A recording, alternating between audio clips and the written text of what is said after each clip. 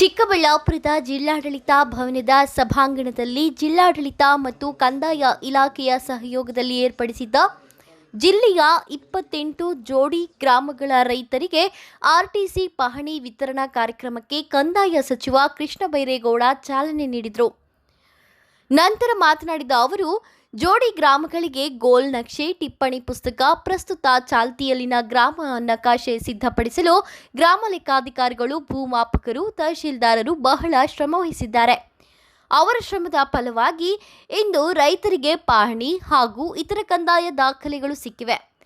ಜಿಲ್ಲೆಯ ವಿವಿಧ ತಾಲೂಕುಗಳ 28 ಗ್ರಾಮಗಳ 12,503 ಎಕರೆ ಜಮೀನಿಗೆ 5,812 ಪಹಣಿಗಳನ್ನು ಸೃಜಿಸಲು ದಾಖಲೆಗಳನ್ನು ಸಿದ್ಧಪಡಿಸಲಾಗಿದೆ. ಈ ಪೈಕಿ ಈಗಾಗಲೇ ಸಹಕಾರ ನೀಡಿರುವ 1,830 ರೈತರಿಗೆ ಇಂದು ಪಹಣಿಗಳನ್ನು ಇಂಡೀಕರಿಸಿ ವಿತರಿಸಲಾಗಿದೆ. ಇನ್ನುಳಿದ 3,982 ಪಹಣಿಗಳ ಜಮೀನುಗಳ ಮಾಲೀಕರು ಸಹಕಾರ ನೀಡಿದ್ದಲ್ಲಿ ಕೆಲವೇ ತಿಂಗಳುಗಳಲ್ಲಿ ಆ ರೈತರಿಗೂ ಪಹಣಿ ವಿತರಿಸುವ ಕಾರ್ಯ ಆಗಲಿದೆ.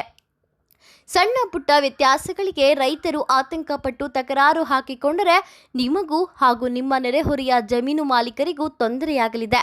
ದಯಮಾಡಿ ಯಾವುದೇ ರೈತರು ತಕರಾರು ಉದ್ಭವ ಆಗಲು ಅವಕಾಶ ನೀಡದೆ ಸಕಾರಾತ್ಮಕವಾಗಿ ಸ್ಪಂದಿಸಬೇಕು.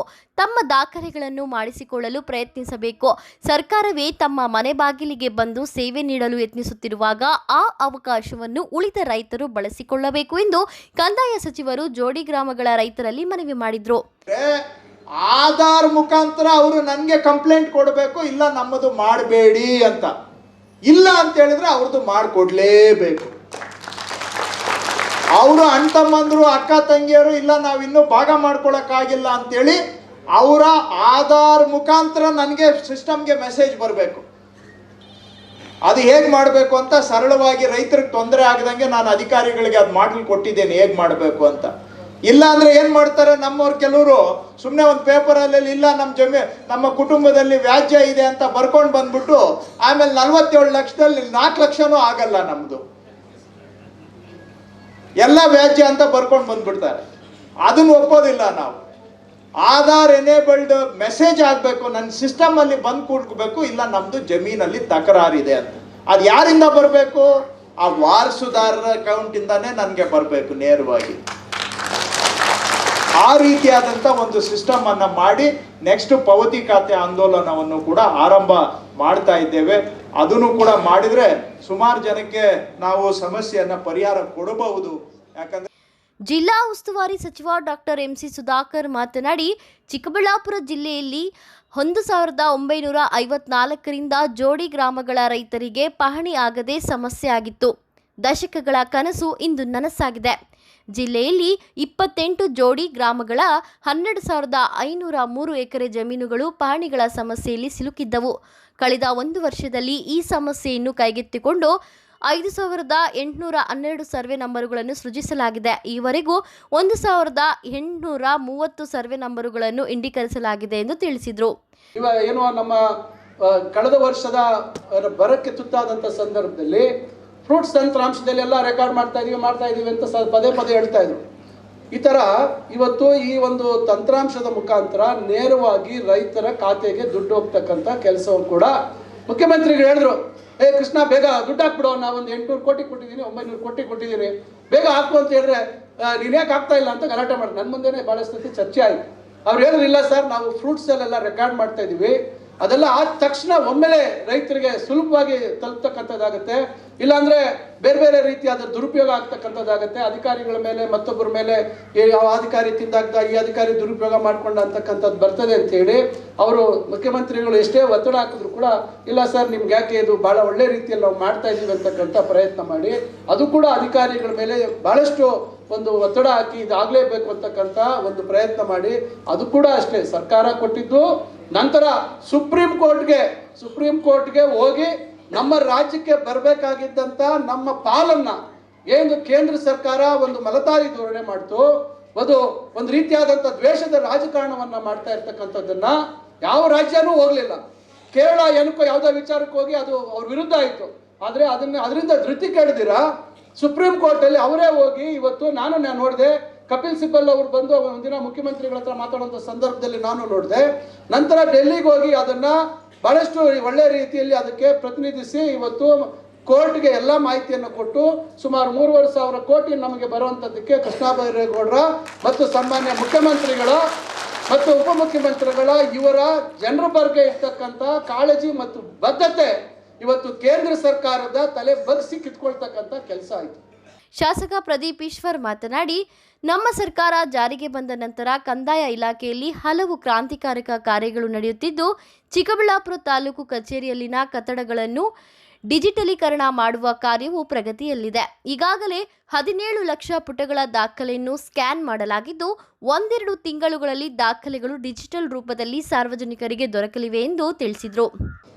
ರಾಜಕೀಯ ಗುರುಗಳಾದ ಕೃಷ್ಣ ಬೈರೇಗೌಡ ಸಾಹೇಬ್ರೆ, ಮತ್ತು ನನ್ನ ಗುರುಗಳಾದ ಉನ್ನತ ಶಿಕ್ಷಣ ಸಚಿವರು MC ಸುಧಾಕರ್ ಸಾಹೇಬ್ರೆ, ಮತ್ತು ಸುಬ್ಬಾರೆಡ್ಡಿ ಸಾಹೇಬ್ರೆ, ಅನಿಲ್ ಅಣ್ಣವರೇ, ಕೇಶವ ರೆಡ್ಡಿ ಅವರೇ, ಮತ್ತು ಎಲ್ಲರೂ ಕಳೆದ ವರ್ಷ ಇದೇ ದಿನ ಕೃಷ್ಣ ಬೈರೇಗೌಡ ಸಾಹೇಬರು ಇಲ್ಲೊಂದು ಮೀಟಿಂಗ್ ತಗೊಂಡು ತುಂಬ ಸ್ಟ್ರಿಕ್ಟಾಗಿ ಅಧಿಕಾರಿಗಳಿಗೆ ಆದಷ್ಟು ಬೇಗ ಪ್ರಕರಣಗಳನ್ನ ಇತ್ಯರ್ಥಪಡಿಸಬೇಕು ಅಂತ ಹೇಳಿದ್ರು. ಕಳೆದ 1 ವರ್ಷದಲ್ಲಿ ನಮ್ಮ AC ಕೋರ್ಟ್ಗಳಲ್ಲಿ 3,200 ಕೇಸಸ್ಸು ಇತ್ಯರ್ಥ ಆಗಿದೆ. ಅದರ ಕ್ರೆಡಿಟ್ ನಮ್ಮ ಸಾಹೇಬ್ರಿಗೆ ಹೋಗುತ್ತೆ. ಮತ್ತು ಜಿಲ್ಲೆಯ ಎಲ್ಲ ತಾಲೂಕು ಕಚೇರಿಗಳಲ್ಲಿ 2,596 ಕೇಸು ಕ್ಲಿಯರ್ ಆಗಿದೆ. ಮತ್ತು DC ಕೋರ್ಟಲ್ಲೂ 454. ಅಂದರೆ ಇದು ಮೊದಲು ಇಷ್ಟು ಸ್ಪೀಡಾಗಿ ನಡೀತಿರಲಿಲ್ಲ. ಮತ್ತು ಸಾಹೇಬರು ಬಂದಾಗ ಕಳೆದ 10-15 ವರ್ಷದಿಂದ ಪೆಂಡಿಂಗ್ ಇದ್ದಂಥ ಇವತ್ತು ಜೋಡಿ ಗ್ರಾಮದ ಸಮಸ್ಯೆ ಇವತ್ತು ಬಗೆಹರಿದಿದೆ. ಕೃಷ್ಣ ಬೈರೇಗೌಡ ಸಾಹೇಬರು ಕಂದಾಯ ಸಚಿವರಾದಾಗಿದ್ದ ಭಾಳಷ್ಟು ಬದಲಾವಣೆಗಳನ್ನ ತಂದಿದ್ದಾರೆ. ಸರ್, ನಾನು ತಮ್ಮ ನಿರ್ದೇಶನದಂತೆ ನಮ್ಮ ತಾಲೂಕು ಆಡಳಿತದವರು ಸಹಜವಾಗಿ ಮೊದಲೆಲ್ಲ ರೆಕಾರ್ಡ್ ರೂಮ್ದು ಸಮಸ್ಯೆ ಬರೋದು ಸರ್. ಈಗ ತಾವು ಸಾಹೇಬರು ಬಂದ ಮೇಲೆ ಅದು ಡಿಜಿಟಲ್ ಮಾಡಿದ್ದಾರೆ. ನಮ್ಮ ತಾಲೂಕಿನಲ್ಲಿ ನಾವು 17 ಲಕ್ಷ ಪೇಜಸ್ ಇದೆ.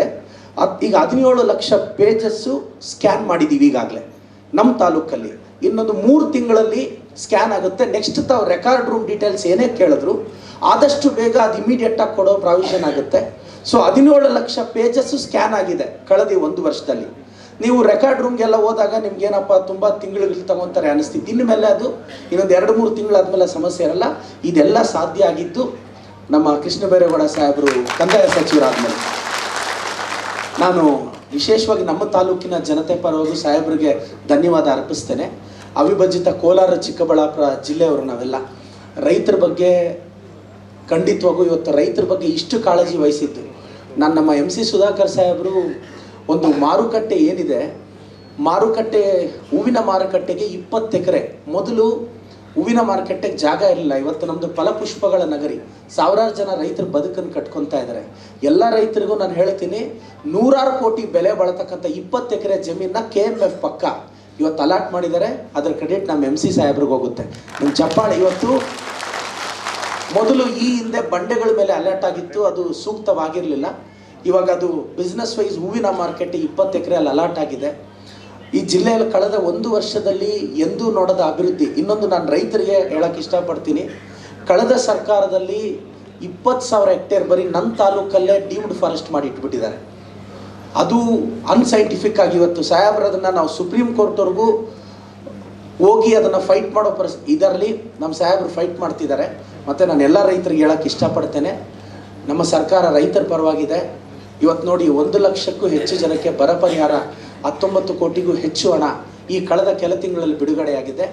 ಎಲ್ಲರ ರೈತರ ಆಶೀರ್ವಾದ.